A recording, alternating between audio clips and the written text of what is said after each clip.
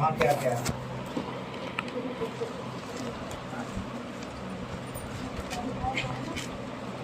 15 का 16 तो सभी को याद होना चाहिए। तुमने मुझे नहीं चुना, परंतु मैंने तुम्हें चुना है और तुम्हें नियुक्त किया है कि तुम जाकर फल लाओ और तुम्हारा फल बना रहे, कि तुम मेरे नाम से जो कुछ पिता से मांगो वह तुम्हें दे। हाँ। परमेश्वर का वचन यहाँ कह रहा है, जो हम पिछले सप्ताह सीख रहे थे कि हम यहाँ क्यों हैं। परमेश्वर के चुने हुए हैं, लेकिन चुने हुए होने के बाद भी हमें याद नहीं है। या तो हम दोबारा उसको याद नहीं रख पाते या उसको सीखने का प्रयास नहीं कर रहे। आज हम देखेंगे कि क्या हम परमेश्वर से छिप सकते हैं। जैसे लोग छिप जाते हैं, जैसे जब बच्चे पढ़ते हैं ना, और कोई ऐसा टीचर आ जाए कि टेस्ट लेगा वो या कुछ सवाल पूछेगा तो बच्चे छिप जाते हैं। कैसे छिपते हैं? जो बड़ा बच्चा है उसकी वो आड़ ले लेते हैं। जैसे ये अनाउंस करता, छुप के बात करता, छुपा रहता दूसरे की आड़ में, फिर खुद फान करता रहेगा। तो क्या हम और आप भी परमेश्वर से छुप रहे हैं? यदि हम छिप रहे हैं तो क्या परमेश्वर हमें देख नहीं रहा? और वो अपने ही लोगों को नहीं, सबको देख रहा है। आइए निकालेंगे मेरे साथ नीति वचन 15 अध्याय के 3 पद को पढ़ें।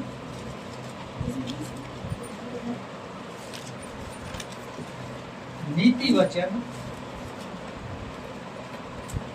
यहोवा की आंखें सब स्थानों में लगी रहती हैं। हाँ, याद रखो, यदि हम छिप रहे हैं तो ये वचन हमें याद होना चाहिए कि परमेश्वर की आंखें सब स्थानों में लगी हैं। कोई स्थान ऐसा नहीं है जहां परमेश्वर की आंखें ना लगी हों। राजा दाऊद भजन संहिता में एक जगह कहता है, यदि मैं भोर की किरणों पर चढ़कर आकाश में जा छिपूं, लेकिन तू वहां भी है। यदि मैं पाताल में चला जाऊं, पृथ्वी के अधोलोक में उतर जाऊं, वहां भी तू है। यानी हर जगह परमेश्वर देख रहा है और उसकी आंखें सब स्थानों में लगी। ऐसा नहीं है कि वो हमें नहीं देख रहा हो, वो हमें हर पल देखता रहता है। भजन संहिता में एक जगह पढ़ोगे, लिखा है उसकी पलकें हमें देखती रहती है, आंखों की जो दृष्टि। हाँ, आगे पढ़े। वह भले बुरे दोनों को देखती रहती हैं। परमेश्वर की आंखें सब स्थानों में लगी हैं और वो भले व्यक्ति को भी देखता है और बुरे व्यक्ति को भी देखता है, कैसे वो बुराई फैला रहा है। क्या हम को और आपको परमेश्वर नहीं देख रहा? हमें और आपको भी देखना है। वो हर पल, यशा नबी की पुस्तक आप पढ़ोगे, वहां लिखा है कि देख मैंने तेरा चित्र अपनी हथेली में बना है। तो इस बात को आप अपने दिमाग से भुला दो कि यदि हमारे दिमाग में ये है कि परमेश्वर हमें देख नहीं सकता, तो ये याद रखो, परमेश्वर ने आपका और हमारा चित्र अपनी हथेली में बना रखा है। कब तक हम परमेश्वर से भागेंगे? कब तक हम परमेश्वर से छिपेंगे?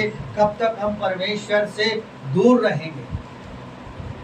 यदि आप यिर्मयाह नबी की पुस्तक पढ़ोगे, लिखा है कि मैं निकट रहने वाला परमेश्वर हूं, दूर रहने वाला परमेश्वर नहीं। यानी वो हमारे निकट रहता है। जब निकट रहता है तो क्या हम उसे जानते हैं?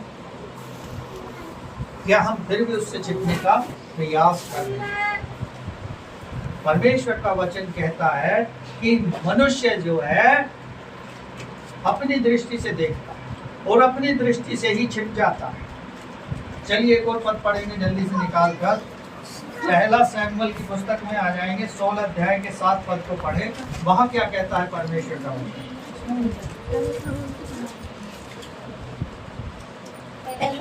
पहला सैमुएल 16 अध्याय। परंतु यहोवा ने सैमुअल से कहा, हाँ, न तो तू उसके रूप पर दृष्टि कर और न उसके कद की ऊंचाई पर, क्योंकि मैंने उसे अयोग्य जाना है। क्योंकि यहोवा का देखना मनुष्य का सा नहीं, मनुष्य तो बाहर का रूप देखता है, परंतु यहोवा की दृष्टि मन पर रहती है।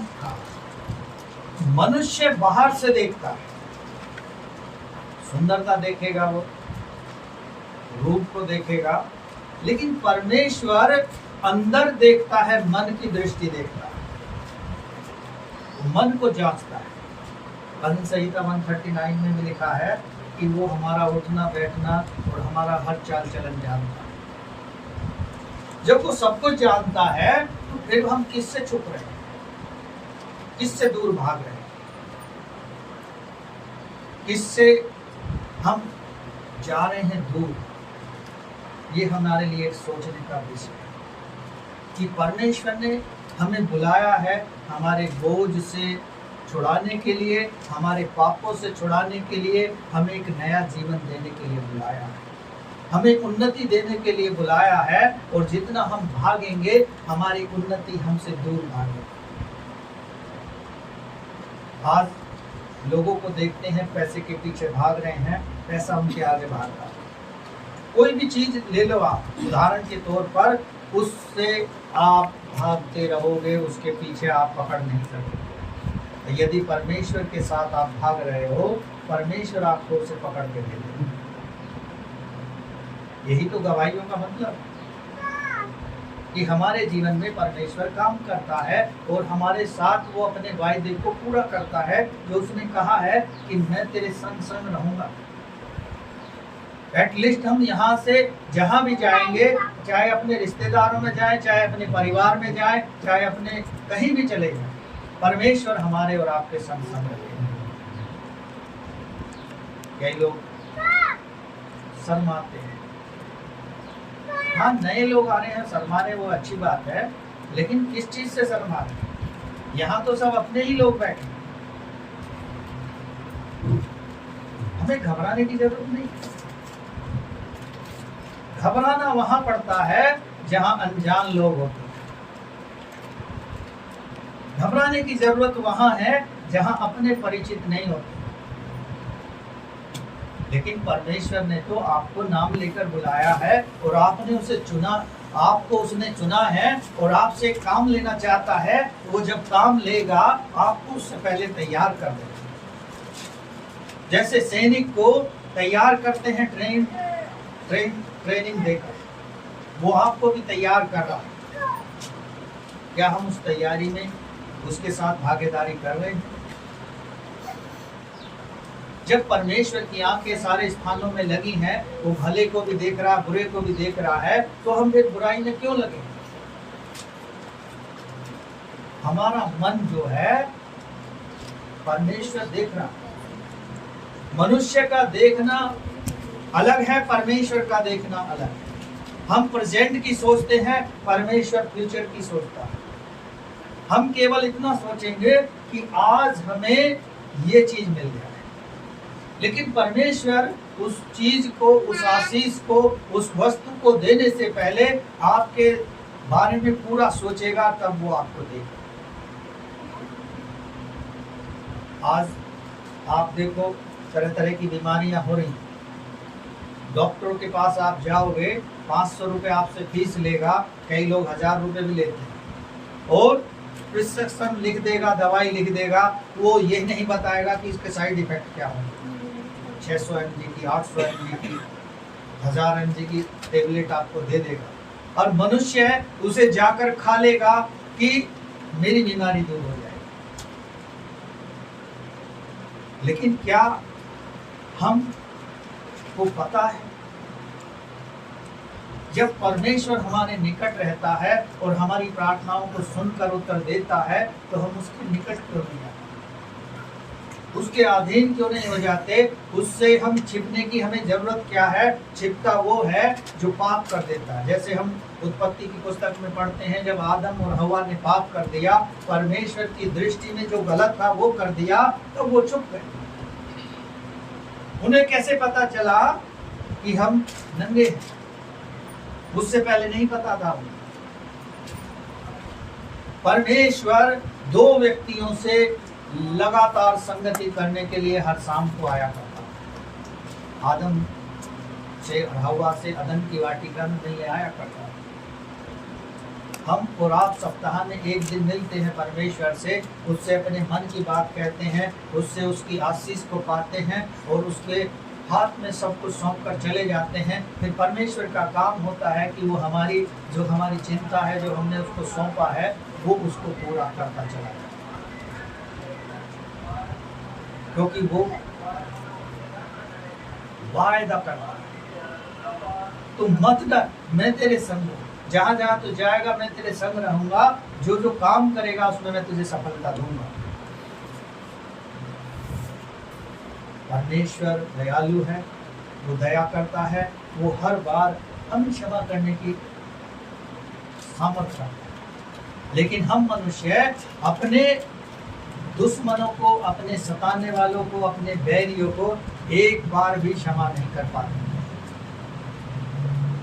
आप एक परिवार में ही देखो, यदि 4 भाई बहन होंगे तो रोज लड़ते होंगे, और एक तो उनसे एक दूसरे से जब वो आपस में नाराज होते होंगे तो कई दिन तक आपस में बात नहीं करेंगे। लेकिन बाइबल उसके विषय में क्या कहती है? तुम क्रोध तो करो पर पाप मत करो, और तुम्हारा क्रोध जो है सुबह से लेकर शाम तक जरूर रहे, लेकिन शाम को उस क्रोध को समाप्त कर दो, नहीं तो फिर शैतान उस क्रोध का इस्तेमाल करेगा। आज शैतान यही तो कर रहा है, लोगों का इस्तेमाल कर रहा है। उसे कुछ करने की जरूरत नहीं है। पहले वो चर्चों के अंदर नहीं था, अब चर्चों के अंदर रहता है। मोबाइल पे लोग लगे रहते। कई बार जब मैं बड़ी चर्चों में जाता हूँ प्रेच करने के लिए, तो मैं देखता हूँ किस तरह से लोग लगे रहते हैं, ऐसे हाथ लगा कर करते रहते, देखते भी रहते हैं। कई पास्टर ऐसा ना हो देख ले, पहचान ले कि ये क्या कर रहा है, ऐसे भी देखते रहेंगे और करते रहेंगे। व्हाट्सएप चलाते रहेंगे या फेसबुक चलाते रहेंगे, और यदि आप उनसे पूछ लो वचन, हड़बड़ाहट में उनका मोबाइल भी छूट जाएगा, क्योंकि वो जल्दी से उसको हटाएंगे और फिर बाइबल को लेकर आएंगे। बेहतर होता कि वो शुरू से बाइबल को रखना। ये शैतान की पॉलिसी है। शैतान किसी में भी होकर काम कर सकता है, उसके लिए कोई कठिन काम नहीं है। आप यीशु मसीह का उदाहरण देखो मत्ती 4 अध्याय में, जब वो उपवास के साथ यीशु मसीह सामर्थ से भरा तो उसने उसकी परीक्षा ली कि तू तो परमेश्वर का पुत्र है, कह दे इन पत्थरों से तेरे लिए रोटी बन जाए। वो चाहता तो इस काम को कर सकता था, लेकिन वो शैतान के झांसे में नहीं आया। आप और हम होते तो आ जाते, क्योंकि हम ये सोच लेते, अरे 40 दिन उपवास रखें, इसकी क्या हिम्मत है जो ये हमसे ऐसी चेतावनी दे रहा है, अभी ये पूरा कर देते हैं। शैतान वचन का ज्ञान रखता है, वचन की बुद्धि रखता है, वो वचनों के द्वारा ही आपको फंसाए। बात घर पकड़ना, ठीक?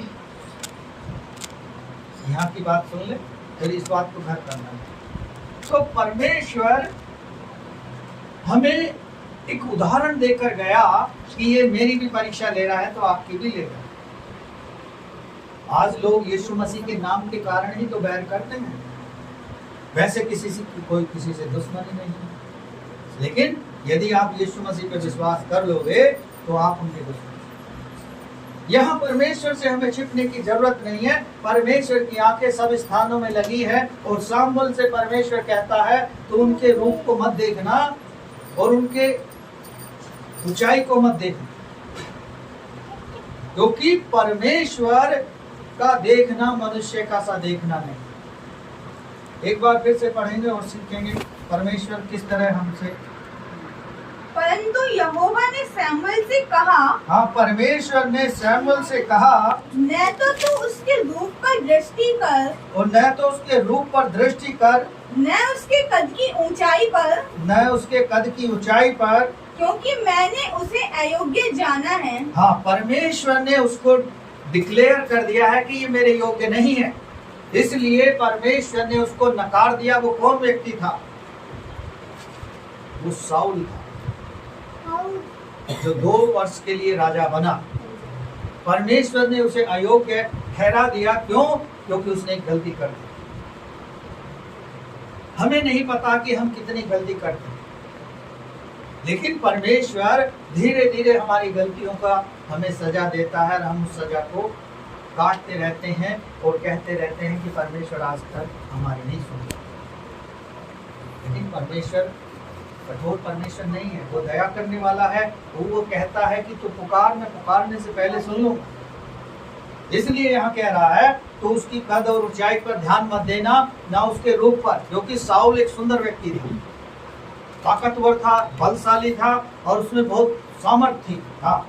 क्योंकि यहोवा का देखना मनुष्य का सा नहीं। मनुष्य तो बाहर का रूप देखता है, परंतु यहोवा की दृष्टि मन पर रहती है। हाँ, परमेश्वर मन को देखता है। परमेश्वर मनुष्य के रूप को नहीं देखता। वो ये नहीं देखता कि ये कितना सुंदर है, ये कितनी सुंदर है। वो ये देखता है इसका मन मेरे प्रति कैसा है। इसलिए वो चुन लेता है, वो कहता है इस्तेमाल। क्या भाई, क्या गन्ने के खेत में या मक्का के खेत में? कौवे उड़ा रहा, चुप बैठ गया। तो परमेश्वर मन को जांच कर सेलेक्ट करता है और ले लेता है अपने हाथों में। एक और पद जल्दी से निकाल कर पढ़ेंगे, मेरे साथ आ जाएं। भजन संहिता 139 के 14 पद को पढ़ें। 139।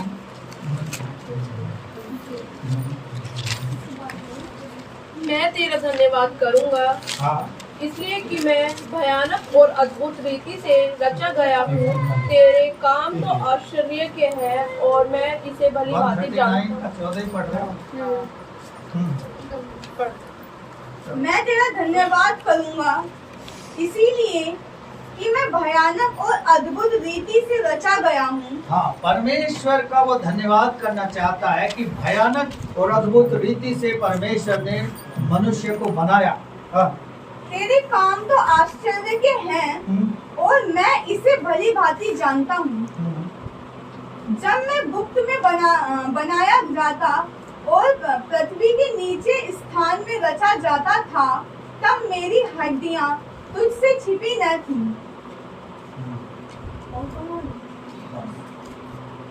परमेश्वर हमें गुप्त में बनाया, वहां हमें छिपने की जरूरत नहीं पड़ी। आज हम मनुष्य को जो है परमेश्वर से छिपने की क्यों जरूरत पड़ती है? क्योंकि हम परमेश्वर की दृष्टि में बुरा कर देते हैं, जो परमेश्वर को नहीं भाता।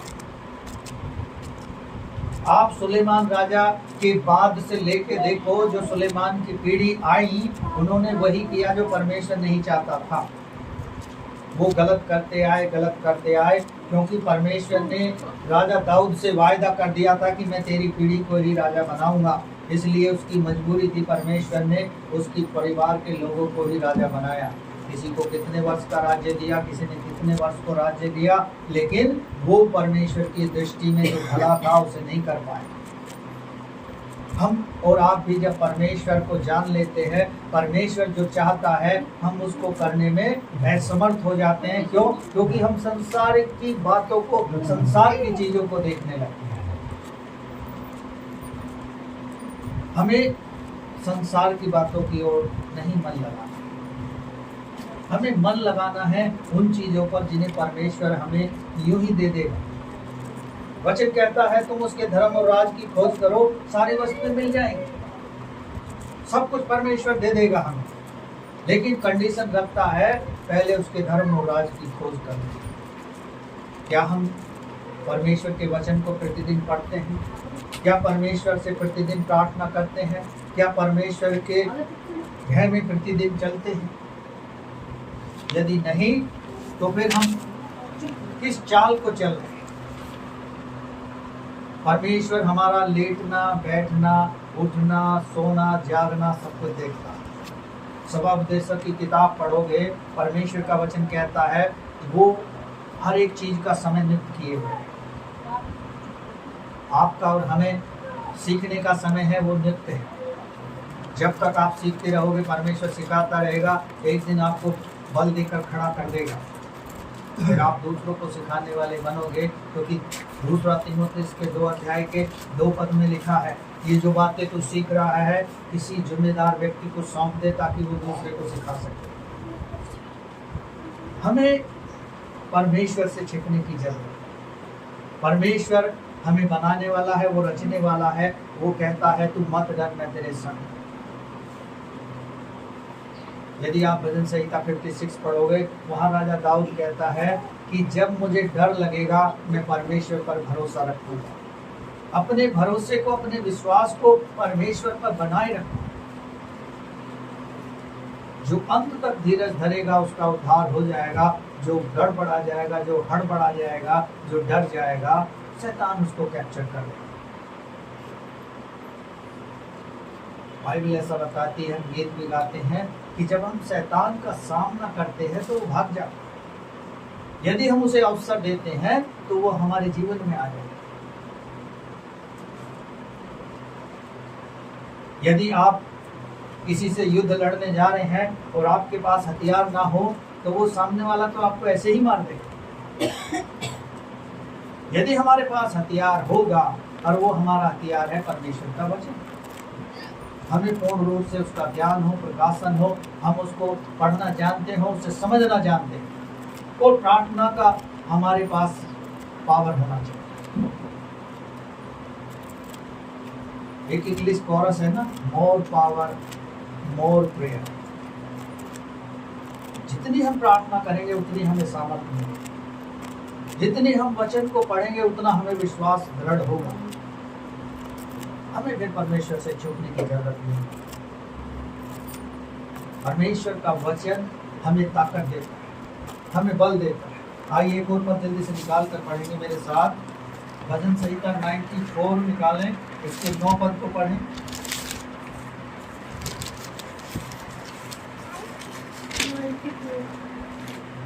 जिसने कान दिया है क्या वह आप नहीं सुनता? जिसने आंखें रची हैं क्या वह आप नहीं देखता? हम इस चीज को भूल जाते हैं कि जो हम कह रहे हैं, जो हम बोल रहे हैं, परमेश्वर नहीं सुन रहा, परमेश्वर सुनता है।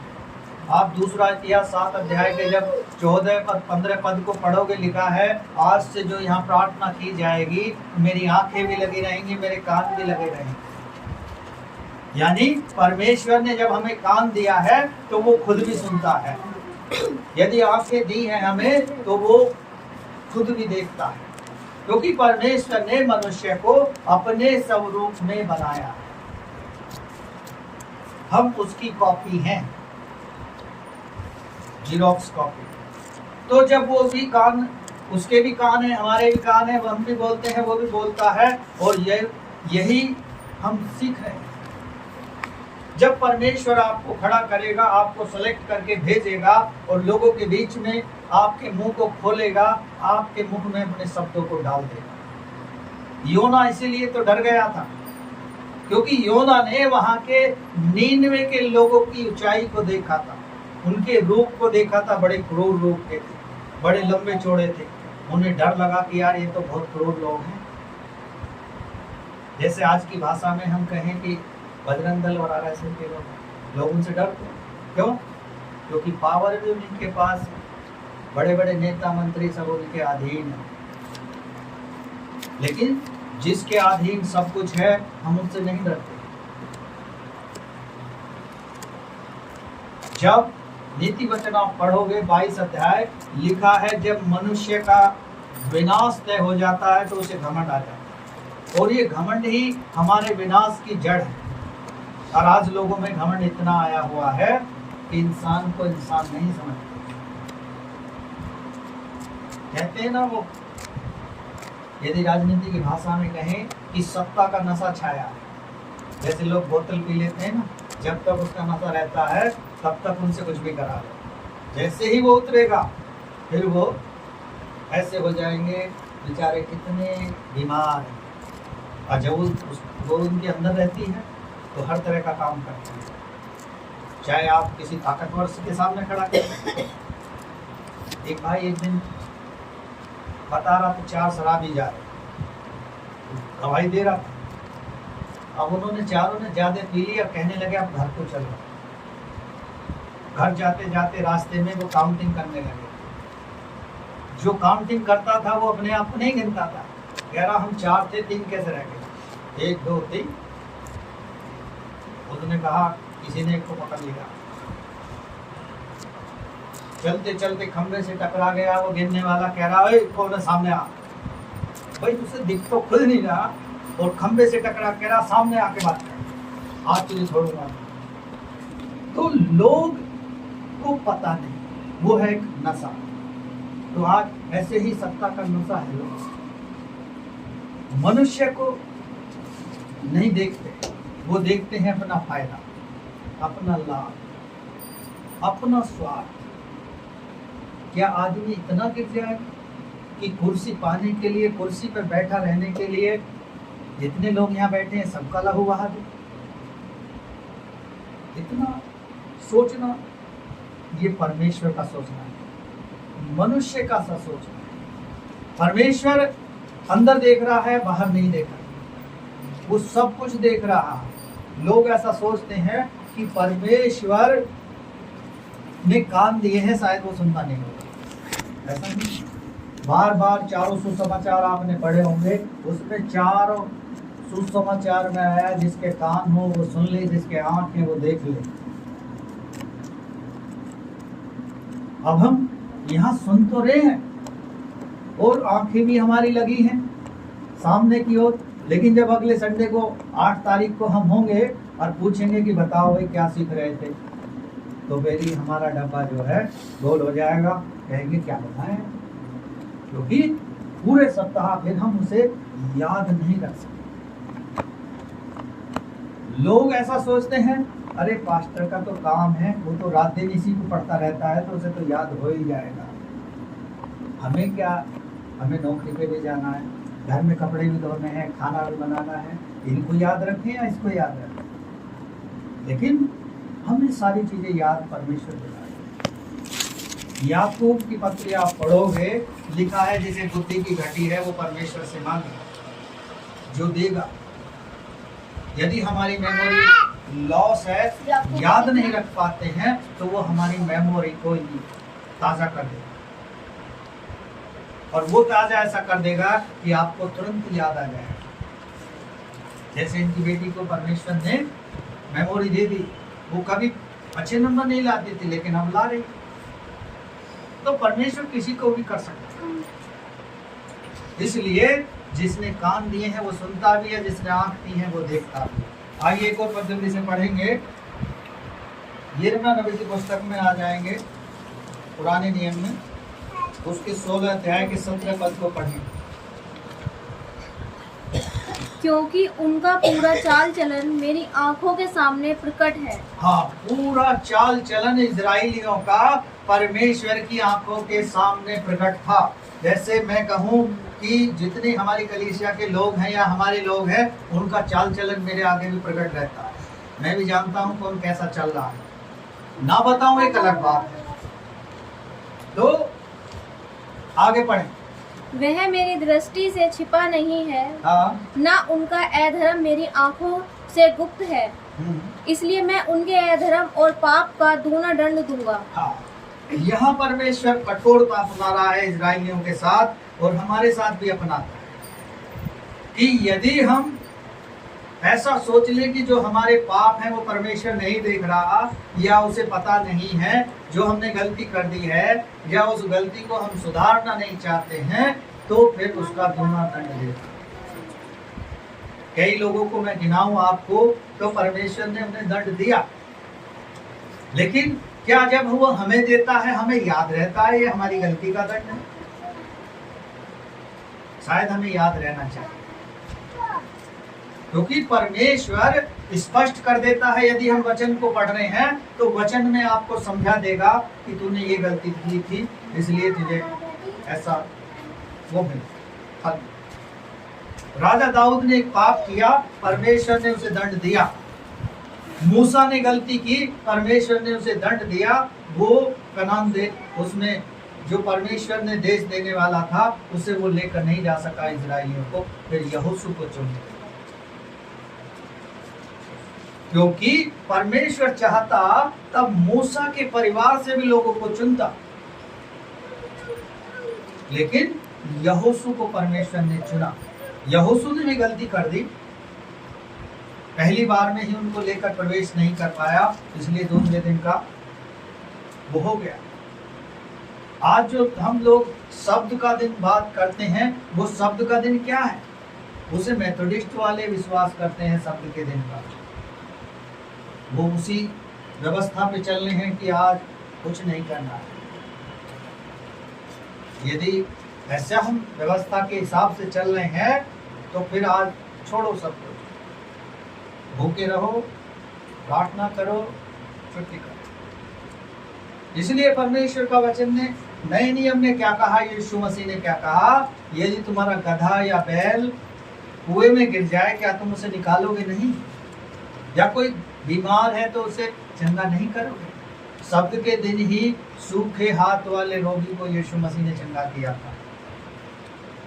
सदूकी फरीसी क्या कहते थे, अरे ये तो शब्द के दिन भी काम करता। शब्द का दिन कोई महत्व नहीं रखता।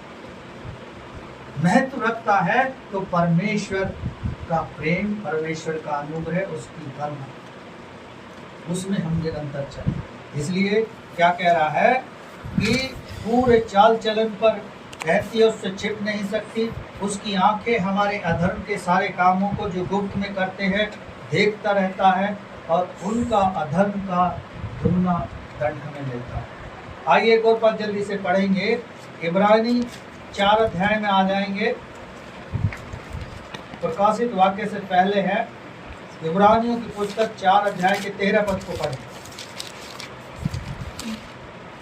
सृष्टि की कोई वस्तु उससे छिपी नहीं है। हाँ, सृष्टि में जो भी वस्तु है आकाश के नीचे या पृथ्वी के ऊपर, वो परमेश्वर से नहीं छिप सकती है। हाँ, जिससे हमें काम है, उसकी आंखों के सामने सब वस्तुएं खुली और प्रकट हैं। हाँ, सब वस्तुएं खुली और प्रकट हैं। इसलिए हमारा परमेश्वर से छिपना व्यर्थ है। हम परमेश्वर से छिपकर भी कहीं भी नहीं जा सकते, इसलिए छिपने की जरूरत है। यदि आपने पाप भी कर दिया है, गलती भी कर दी है, परमेश्वर के पास जाओ और उससे क्षमा मांगो। वो क्षमा करने वाला, वो दया करने वाला परमेश्वर। लेकिन यदि हम पाप जानबूझकर कर रहे हैं तो वो क्षमा के योग्य नहीं। कई लोग जानबूझकर भी करते हैं, अरे कोई बात नहीं, बाद में सुधार बाद में करते हैं, लेकिन बाद में सुधार नहीं होता। बाद में तो वो ढेर बन जाता है, और जब ढेर बन जाता है तो ढेर की गंदगी को कोई जल्दी से उठाना नहीं चाहता। हमारे पापों का भी ढेर ऐसे ही बन जाता है।